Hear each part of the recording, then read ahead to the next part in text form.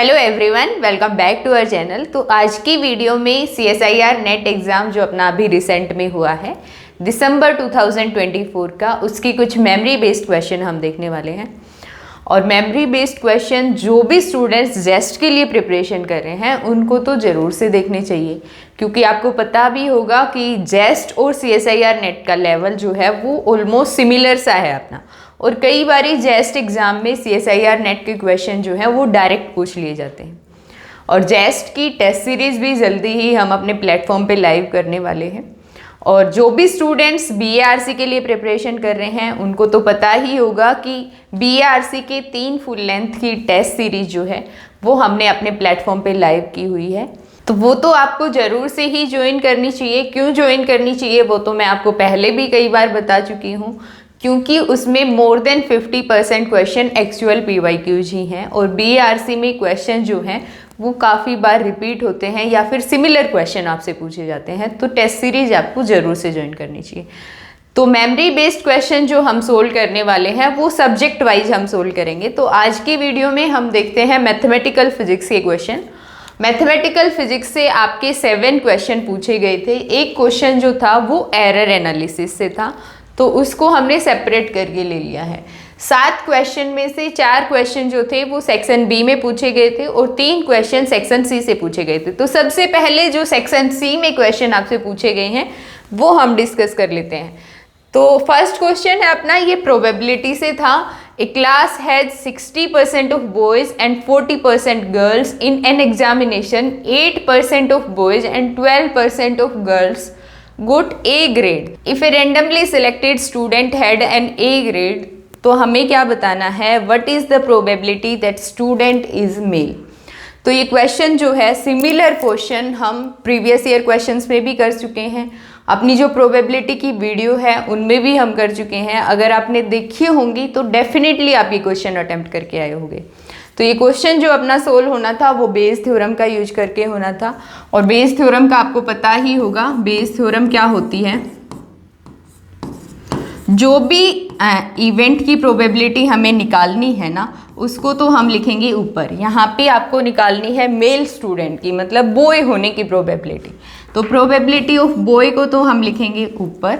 फिर हमने randomly select किया है वो स्टूडेंट जिसकी A ग्रेड है, तो probability of getting an A grade वो हम लिखेंगे नीचे। और फॉर्मूला क्या होता है, probability of A by B into probability of selection of B divided by summation I is equal to 1 to n probability of A by B ith element के लिए प्रोबेबिलिटी ऑफ BI। ठीक है, तो यहाँ पे इस टाइप से हम लिखेंगे। तो ये तो हमने सिंपली एक लिया है, फॉर्मूला लिखा है। अब हम बात करते हैं क्वेश्चन की। तो सबसे पहले ये देखेंगे कि क्वेश्चन में आपको क्या गिवन है, क्या फाइंड आउट करना है। तो आपको क्वेश्चन में गिवन है 60% ऑफ बॉयज़। तो probability of selection of boys जो है वो कितना हो जाएगा, 60%, 0.6। Probability of selection of girl की अगर हम बात करें तो 40% गर्ल्स हैं हमारे पास, तो कितना आएगा 0.4।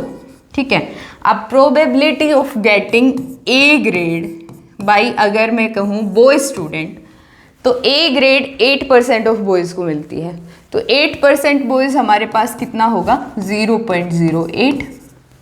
और probability of getting A grade but by a girl student, तो वो कितना है, 12% है, तो 0.12।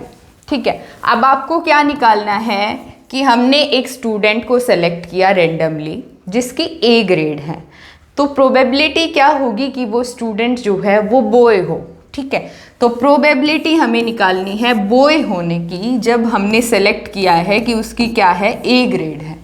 तो क्या फॉर्मूला हमारे पास हो जाएगा, probability of getting A grade by boy student into probability of selection of boy student divided by probability of getting, total हम नीचे लेंगे, getting A grade by a boy student into probability of selection of boy plus probability of getting A grade by a girl student into में probability of selection of girl student.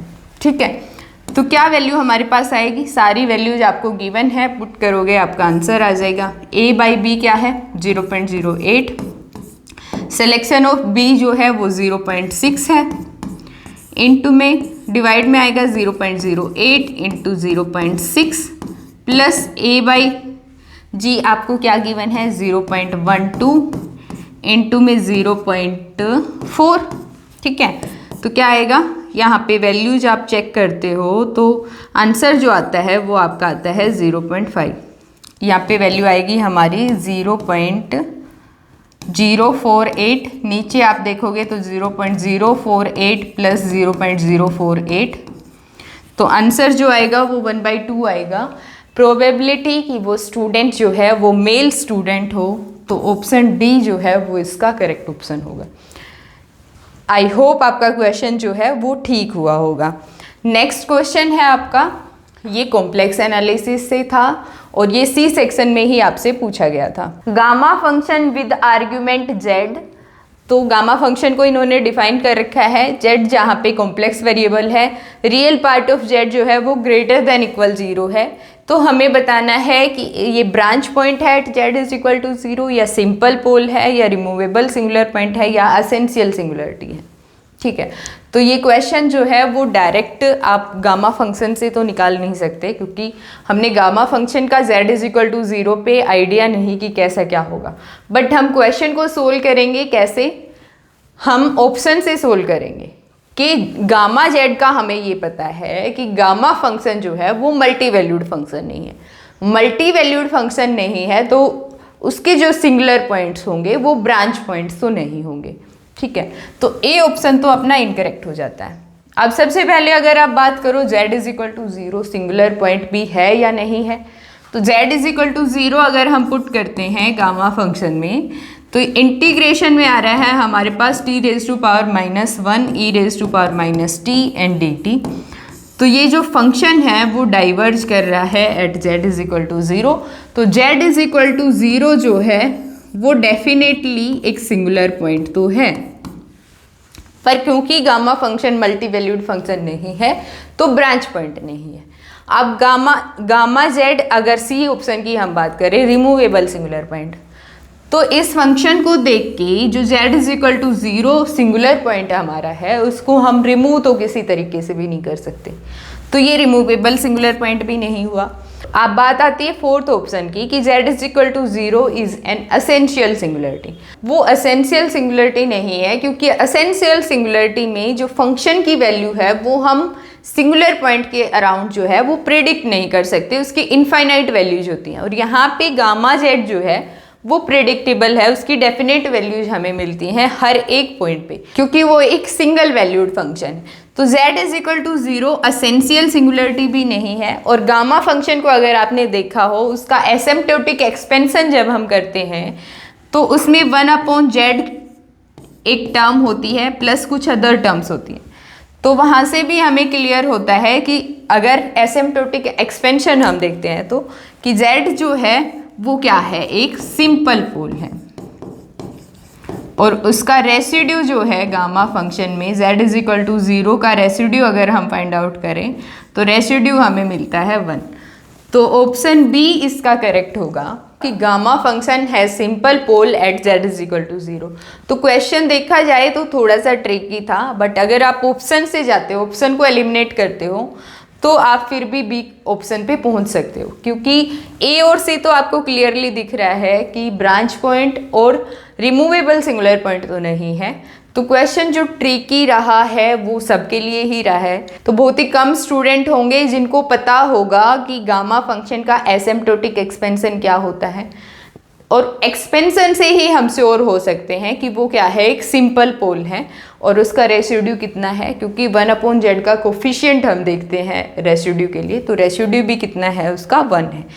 तो next question है अपना, ये complex analysis से था ये question भी, जो 5 मार्क्स में पूछा गया था और काफ़ी इजी क्वेश्चन ये था। अगर आपने कॉम्प्लेक्स एनालिसिस की वीडियोस देखी होंगी तो ये क्वेश्चन और एक क्वेश्चन जो आपसे सेक्शन बी में पूछा गया है वो तो डेफिनेटली आप अटेम्प्ट करके आए होंगे। तो क्वेश्चन अपना क्या है कि the value of the integral where C जो है, सी जो कर्व है वो है mod of z is equal to 1 along counter clockwise direction. तो इंटीग्रल की वैल्यू हमें बतानी है। तो सबसे पहले तो हम लिखते हैं f ऑफ z, जो कि आपको क्या गिवन है, z raise to power 4 e raise to power 1/2z। उसके बाद हम क्या करते हैं, सिंगुलर पॉइंट्स फाइंड आउट करते हैं। तो सिंगुलर पॉइंट्स हम कैसे निकालेंगे, जहाँ पे फंक्शन अपना क्या हो जाता है, अनडिफाइंड हो जाता है। तो इस फंक्शन को अगर आप देख रहे हो तो at z is equal to 0 पे ये हमें इनफाइनाइट वैल्यू दे रहा है। तो z इज इक्वल टू 0 क्या है, एक सिंगुलर पॉइंट है, और z इज इक्वल टू 0 एक सिंपल पोल है। ठीक है, अब हम देखेंगे सिंगुलर पॉइंट फाइंड आउट करने के बाद हम चेक करते हैं कि जो रीजन आपको गिवन है उसके इनसाइड लाई करता है क्या पॉइंट। तो रीजन आपको क्या गिवन है, mod of z is equal to 1, मतलब 1 रेडियस का एक सर्कल हमें ड्रॉ करना है जिसका सेंटर क्या है, ओरिजिन। तो z is equal to 0 inside the curve lie कर रहा है, इसका मतलब हमें क्या करना पड़ेगा, रेसिड्यू फाइंड आउट करना पड़ेगा। तो रेसिड्यू हम कैसे फाइंड आउट करेंगे, तो फंक्शन को हम क्या करेंगे, एक्सपेंड करेंगे। तो एक्सपेंड हम करते हैं और फिर देखते हैं कि 1/z का कोफिशिएंट जो है वही हमारा क्या है, रेसिड्यू है उस फंक्शन का at z is equal to 0। तो एक्सपेंड करेंगे e raise to power 1/2z को, तो 1 प्लस 1/2z प्लस 1/2z का स्क्वायर इंटू में divided by 2 factorial plus 1/2z की cube divided by 3 factorial plus 1/2z raise to power 4 divided by 4 factorial plus 1/2z raise to power 5 divided by 5 factorial and so on.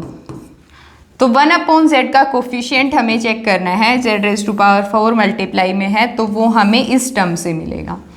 z raise to power 4 cancel होंगी, यहाँ पे बचेगा 1/z। और अगर coefficient की हम बात करें कि कोफिशिएंट ऑफ 1/z तो वो कितना आ जाएगा, 1/2 रेज टू पावर 5 इंटू में 5 फैक्टोरियल।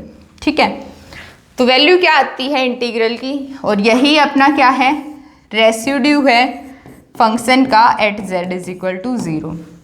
ठीक है, तो आपको क्या निकालना है, इंटीग्रल निकालना है। तो integral f of z dz क्या हो जाएगा हमारा, 2 pi iota into sum of residue, और रेसिड्यू कितना है 1/2 रेज टू पावर 5 को हम लिखेंगे 32, 5 फैक्टोरियल हमारा होगा 5 इंटू 4 इंटू 3 इंटू 2 से 2 कैंसिल हो जाएगा।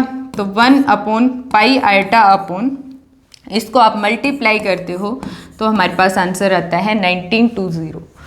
तो जो डी ऑप्शन है वो इसका करेक्ट ऑप्शन होगा। एकदम इजी क्वेश्चन था और आप सोल्व भी करके आए होंगे इसको।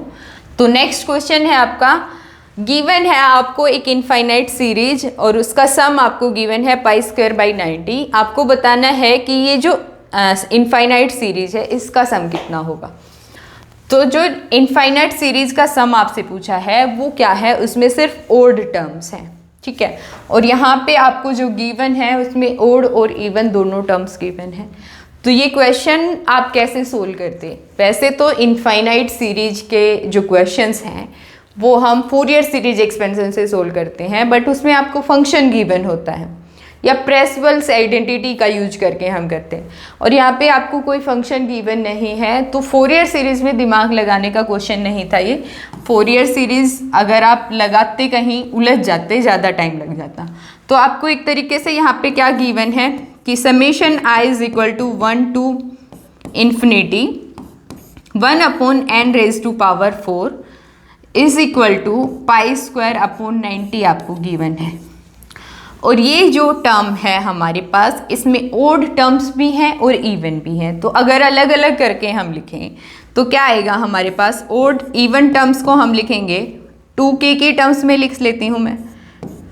ठीक है, जहाँ पे k जो है वो हमारा कितना है 1 to infinity 2k raise to power 4, ऐसे हमने लिख लिया। तो ये हमें सारी की सारी क्या देगा, इवन टर्म्स देगा। 1/2 raise to power 4, 1/4 raise to power 4, 1/6 raise to power 4, इस टाइप की टर्म्स देगा। और उनका क्या लेना है हमने, summation plus summation k is equal to 1 to infinity, अगर मैं लिखूँ ऐसे 1/2k - 1 रेज टू पावर 4। तो अगर k इज इक्वल टू 1 में लेती हूँ तो यहाँ पे आएगा 1 रेज टू पावर 4। अगर k इज इक्वल टू 2 में लेती हूँ तो यहाँ पे आएगा 3 रेज टू पावर 4। अगर 3 हम लेते हैं तो यहाँ पे आएगा 1/5 रेज टू पावर 4, जिसका सम हमें निकालना है। तो हमने क्या किया है, इसको हमने इस टाइप से लिख लिया है कि इसमें ओड टर्म्स भी हैं और इवन टर्म्स भी हैं। k की वैल्यू जैसे जैसे आप पुट करते हो तो ये सीरीज आपको मिलेगी, और ये सम जो आपको गिवन है वो गिवन है π²/90। अब अगर इस टर्म को आप देखते हो ना तो ये ही आपसे पूछी गई है कि इस सीरीज का सम कितना होगा। तो ये वैल्यू हम कैसे निकालेंगे, summation k is equal to 1 to ∞ 1/2k - 1 raise to power 4 कितना आ जाएगा, π²/90 माइनस ये टर्म। तो अगर इसको आप देखते हो तो 2 रेज टू पावर 4 अगर मैं कॉमन ले लेती हूँ, क्योंकि 2 रेज टू पावर 4 में तो कोई k की टर्म्स नहीं है, तो हमारे पास क्या बचेगा, 1 माइनस साइन तो है, 1/2 रेज टू पावर 4 मैंने लिया कॉमन, समेशन से भी बाहर आ जाएगा क्योंकि k पे तो ये डिपेंड नहीं कर रहा। तो क्या बचेगा, summation k is equal to 1 to ∞ 1/k raise to power 4। अब ये टर्म अगर आप देखते हो तो ये हमें यही टर्म बता रही है, तो π²/90 ही वैल्यू आ जाएगी इसकी। तो π²/90 हम ले लेंगे कॉमन, π²/90 हमारा आ गया कॉमन, तो 1 - 1/2 raise to power 4 that is 16।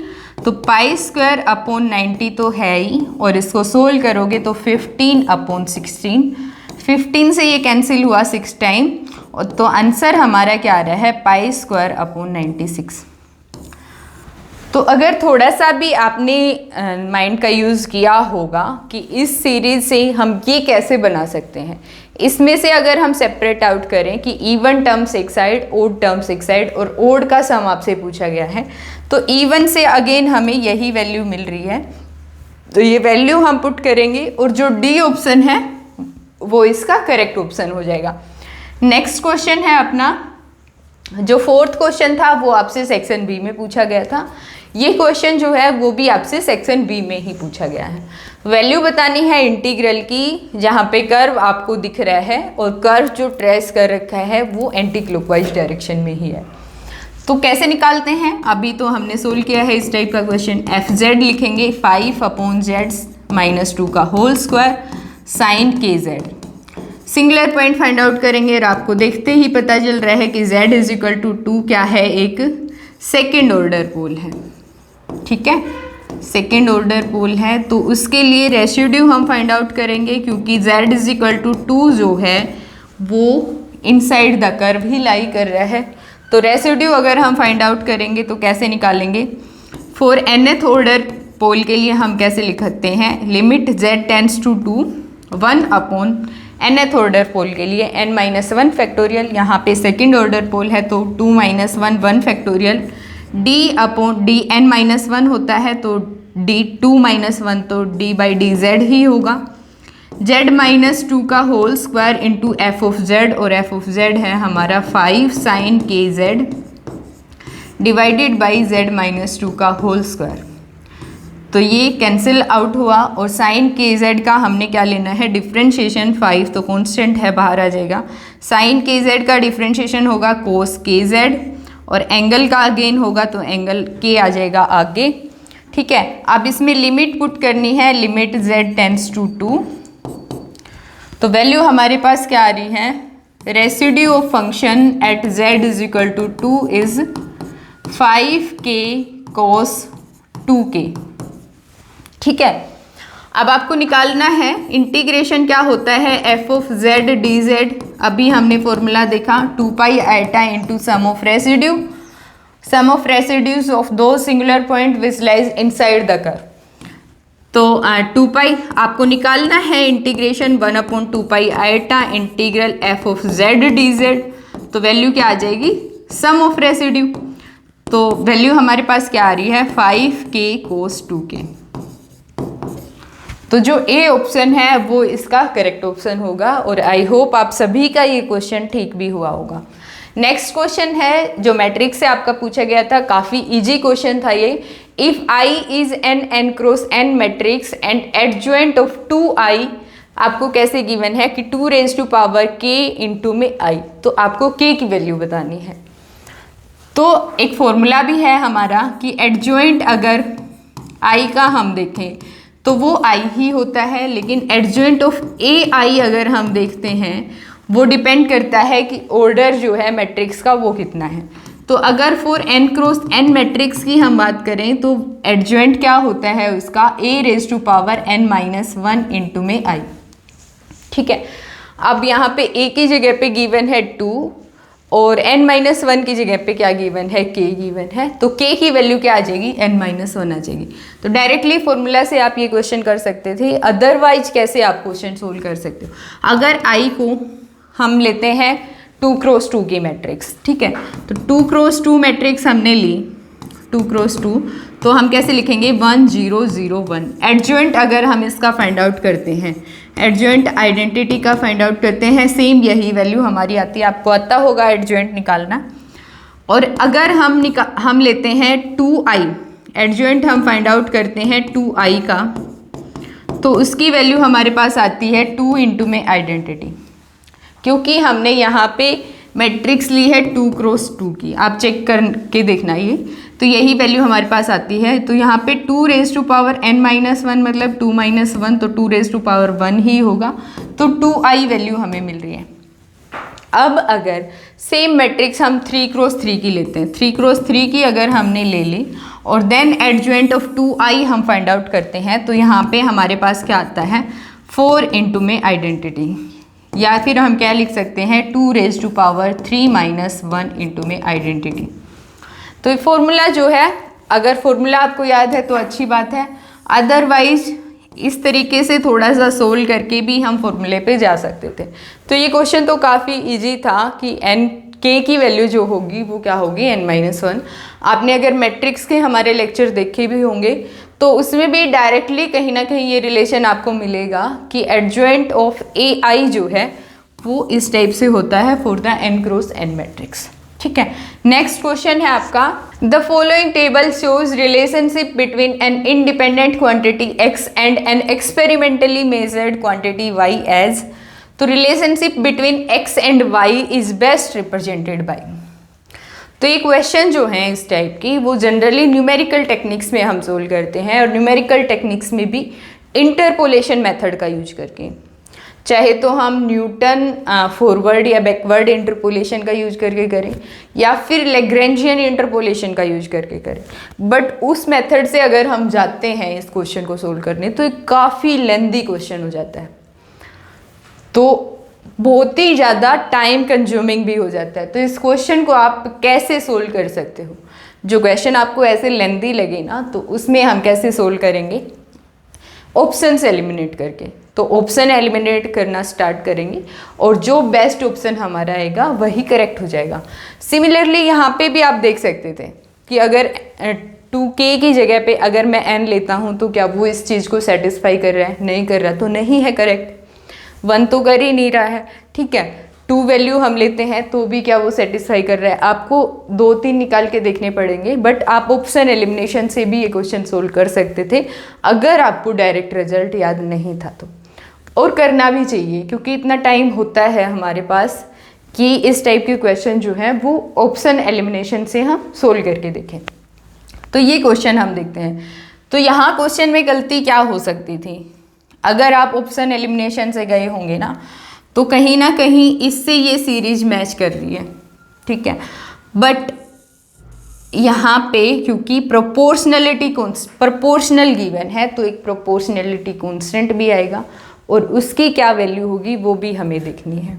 तो उसके अकॉर्डिंग क्या आंसर आता है वो देखेंगे। तो ऑप्शन ए की अगर हम बात करें तो y प्रोपोर्शनल है x³, तो मैं y को लिख लेती हूँ कि y का रिलेशन जो x के साथ है वो y = kx³ टाइप से है।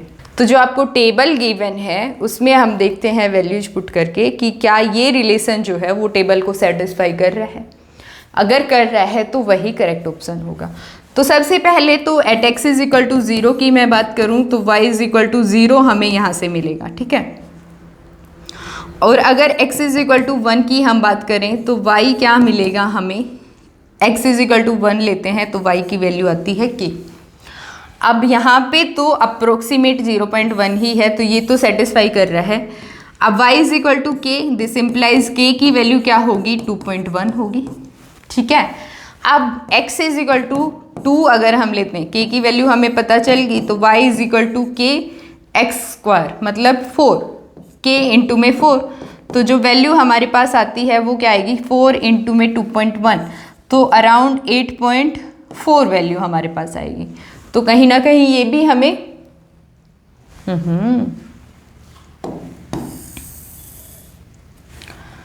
तो x इज इक्वल टू 2 हम लेते हैं, तो y इज इक्वल टू के एक्स क्यूब, तो 2.1 इंटू में एक्स क्यूब मतलब 2 रेज टू पावर 3, 8 आ जाएगा।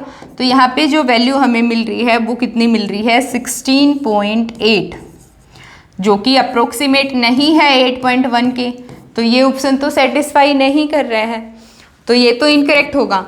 अगर फर्दर टर्म्स भी एक दो आप निकाल के देख सकते हो कि मैच हो रही हैं कि नहीं, ठीक है। फिर हम जाते हैं बी ऑप्शन पे, तो बी ऑप्शन की अगर हम बात करें तो रिलेशन आपको गिवन है y इज इक्वल टू के e raise to power x, तो x इज इक्वल टू 0 अगर मैं लेती हूँ तो यहाँ पे y की वैल्यू हमारे पास क्या आती है, k आती है, और y आपको गिवन है 0.1, तो एक तरीके से k की जो वैल्यू आई वो कितनी आ गई, 0.1। तो नेक्स्ट हम वैल्यू लेते हैं x इज इक्वल टू 1, तो y की वैल्यू क्या आएगी, 0.1 इंटू में e raise to power 1, e की वैल्यू जो होती है वो 2.718 समथिंग होती है, और उसको मल्टीप्लाई करेंगे अगर 0.1 से तो हमारे पास अप्रोक्स वैल्यू आएगी 0.2, जो कि ऑप्शन से मैच नहीं कर रही, तो बी भी अपना क्या हुआ, इनकरेक्ट ऑप्शन हुआ।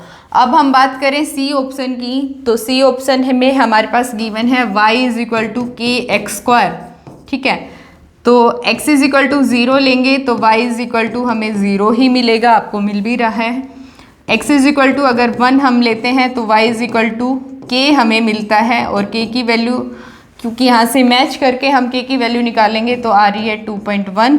x इज इक्वल टू 2 अगर मैं लेती हूँ तो y की वैल्यू क्या आएगी, 2.1 इंटू में एक्स स्क्वायर दैट इज़ 4, और इससे आप सोल्व करते हो तो हमारे पास वैल्यू आ रही है 8.4, जो कि अप्रोक्सीमेट दिख रही है। एक और वैल्यू हम चेक कर लेते हैं, x इज इक्वल टू 3 अगर हम लेते हैं तो y की वैल्यू आएगी 2.1 इंटू में 2 रेज टू पावर 3, जो कि 8 के मल्टीप्लाई करेंगे 2.1 से तो वैल्यू आती है हमारे पास 16.8, जो कि अराउंड सिमिलर सी ही दिख रही है। x इज इक्वल टू 4 पे अगेन हम चेक करेंगे, तो x is equal to 4, y is equal to 2.1 into में 2 raise to power 4 that is 16, तो वैल्यू हमारे पास आती है 33.6, जो कि सिमिलर ही दिख रही है। तो कहीं ना कहीं ये रिलेशन आपका ठीक जा रहा है। एक बार ये वाला रिलेशन भी हम चेक कर लेंगे, तो ये रिलेशन जब आप चेक करते हो तो ये मैच नहीं करेगा, ए और बी मैच नहीं कर रहे, जो प्रॉपरली थोड़ा सा मैच कर रहा है वो हमारा क्या है, y proportional to x square, तो सी ऑप्शन इसका करेक्ट हो जाएगा। तो ये क्वेश्चन मैं तो अवॉइड करूंगी कि आप इंटरपोलेशन मेथड यूज करके सोल्व करोगे, बहुत ही लंबा चला जाएगा। तो इस टाइप के क्वेश्चंस जो हैं वो आपको सोल्व करने चाहिए ऑप्शन को एलिमिनेट करके। ऑप्शन से आप चेक करो कि कौन सा जो रिलेशन है वो बेस्ट मैच कर रहा है टेबल के साथ, जो भी बेस्ट सुटेबल ऑप्शन होगा वो हमारा करेक्ट ऑप्शन हो जाएगा। तो मैथमेटिकल फिजिक्स के 7 क्वेश्चंस जो थे उनमें से 2 क्वेश्चन ही आपको ट्रिकी लगे होंगे, ये वाला क्वेश्चन आपको शायद लेंदी लगा होगा, बट 4 क्वेश्चन जो थे वो तो इजी क्वेश्चन थे जो आप इजीली अटेम्प्ट कर सकते थे, और आप अटेम्प्ट भी करके आए होंगे। तो आज की वीडियो के लिए तो इतना ही। नेक्स्ट सब्जेक्ट के जो मेमोरी बेस्ड क्वेश्चन है वो हम अगली वीडियो में देखेंगे, तो मिलते हैं नेक्स्ट वीडियो में।